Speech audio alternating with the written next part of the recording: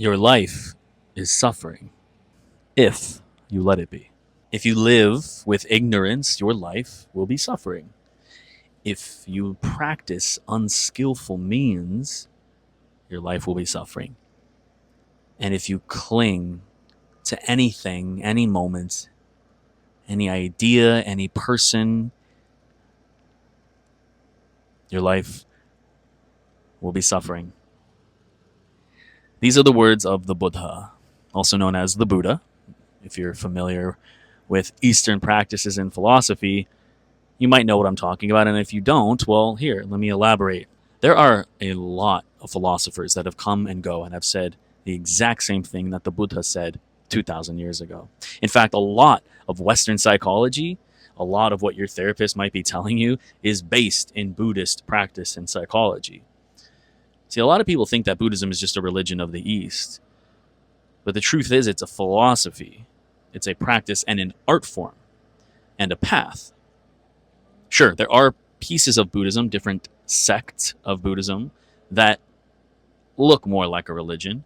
But if you go back to the original teachings of the Buddha, and specifically look at the Theravadan school of Buddhism, the school of the elders, this is the first school of Buddhism, you will see that there is a practice, a culture, a philosophy, and an art form on how to live life.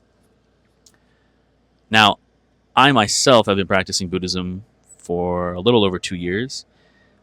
And before that, I was meditating every day for about 2 years.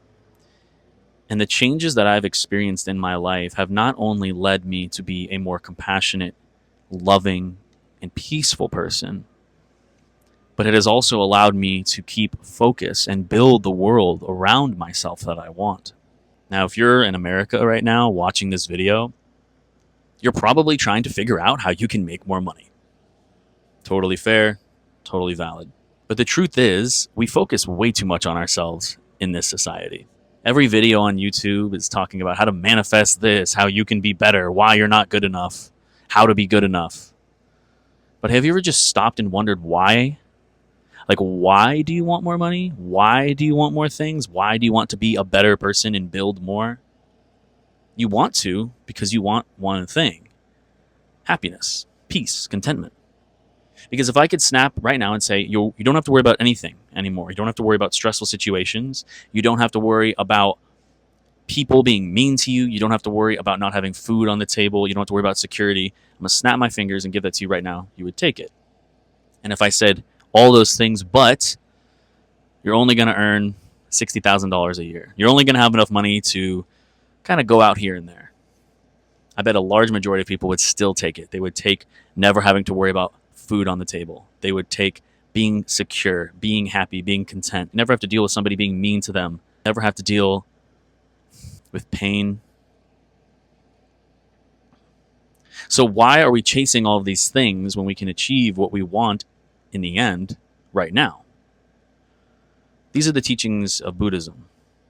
Our clinging and our grasping is what affects us. Our clinging and our grasping is what leads to our suffering. That doesn't mean we still can't want to build a business. We can't still want to have a home and a family. But it does mean that a majority of the time when we are, all of the time when we are clinging, we are suffering. It's a simple practice. If you hold attachment, you will suffer. The Four Noble Truths in Buddhism, the first teachings of the Buddha, and it began the spinning of the wheel of Dhamma. Dhamma, also known as the teachings of the Buddha, can be referred to as just the laws of nature. These laws are everything is impermanent, suffering exists inherently, and all of these things, including our thoughts, our emotions, our bodies, our perceptions, our mental formations, and so on, are not us. Anatta, non-self. The Four Noble Truths are as follows. Number 1, suffering exists, the truth of suffering. Number 2, the truth of the cause of suffering. Suffering exists because of your clinging. Number 3, the truth of the cessation of suffering. We can get rid of this disease that is suffering. And number 4, the truth of the path that leads to the cessation of suffering is the Eightfold Path. The Eightfold Path is another lesson for another time. But the main point I want you to understand is your clinging leads to your suffering. So it is a practice of letting go and acceptance of all things, and you will not suffer. I want you to take this teaching and apply it into your life. If you're watching this video and you're still here, the next time you feel any sort of mental suffering, I want you to ask yourself this one question. What am I attached to? Now, clinging can also be aversion, hatred.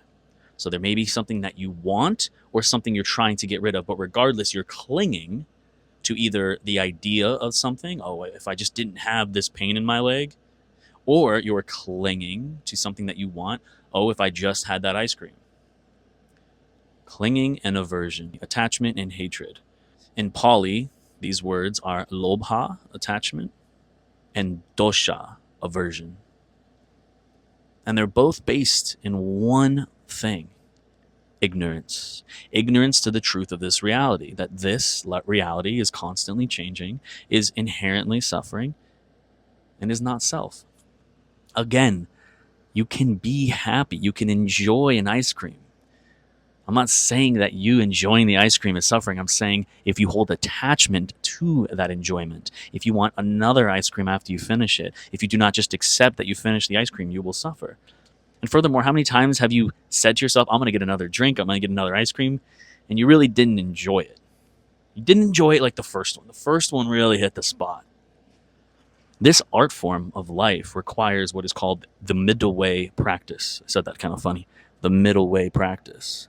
Finding your path on one extreme is on one side and the other is the other extreme. On this side is being a recluse, restricting our senses, not enjoying anything. On this side is overindulging, eating too much, having too much. Finding that middle way, that path within oneself, and always holding these skillful means within our minds. This wisdom that life is inherently suffering. And that if we act with kindness and love and generosity, we will not suffer. The truth of suffering goes beyond ourselves, by the way. The truth of suffering goes everywhere. It applies to every sentient being, every being that has ever existed.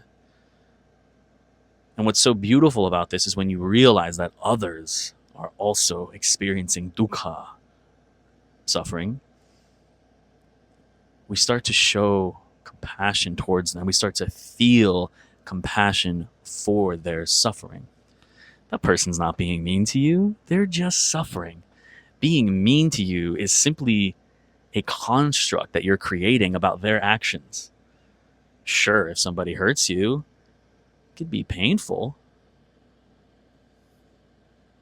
They may be being selfish, but that selfishness comes from greed, and that greed leads to suffering. It is all based in dukkha. So when people like Marcus Aurelius say, only control what you can, of course, to me, this is the first level in Buddhism. Only control what you can, and let everything else, just accept it. Let them be. But let's move forward. Let's go even deeper. The things I can control. I can control buying an ice cream, and I can control buying another ice cream and another ice cream. But it's simply my attachment to those ice creams that will lead to my suffering. So it goes beyond just control what you can, but reflect on what you can control. Reflect on your relationship to those things that you can control. And are you being generous? Are you being compassionate? Are you being wise? Are you practicing the art form that is the middle way? Don't take anything I say as truth, by the way. Ehipassiko means come and see. The Buddha said the same exact thing. Do not trust anything I say. What he's saying is take the teachings that I'm telling you and apply them.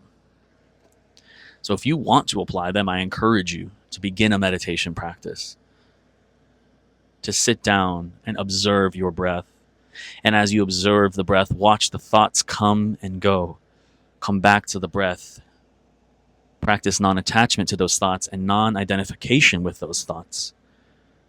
And see how often you cause yourself suffering. How often are you thinking about things that do nothing, that do absolutely nothing? How often do you create a problem, become attached to it, or have a hatred towards it, and then suffer with it in cycles for days, months? How often do you literally create a problem and then suffer with it, and then eventually it goes away? Because eventually it does go away. There have been many problems I'm sure you've experienced in the past that were never true, never real, that have passed now, but damn, did you suffer. So when you start to practice these things, you'll start to have these mini epiphanies and revelations like I did.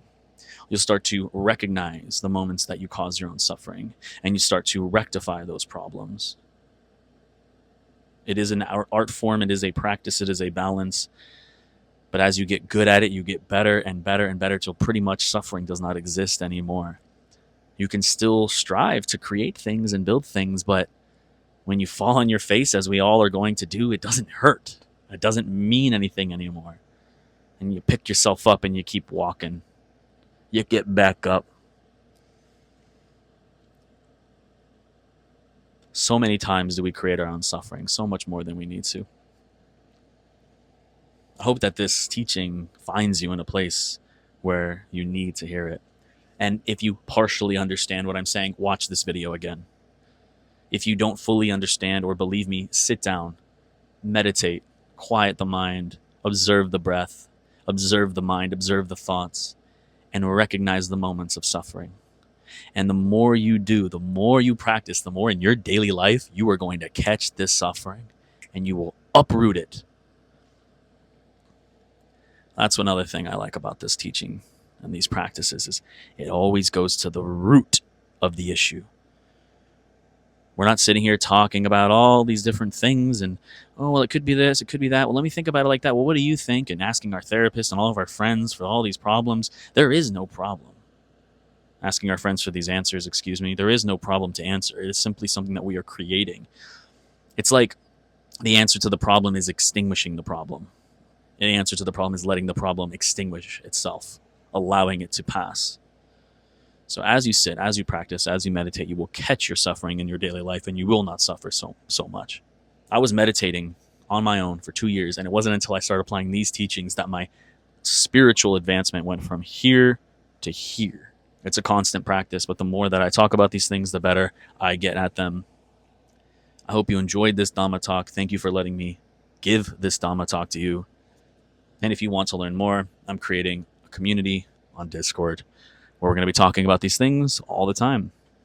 So check out the links if you want to join. But regardless, thank you for being here. May you be well and may you be free of suffering.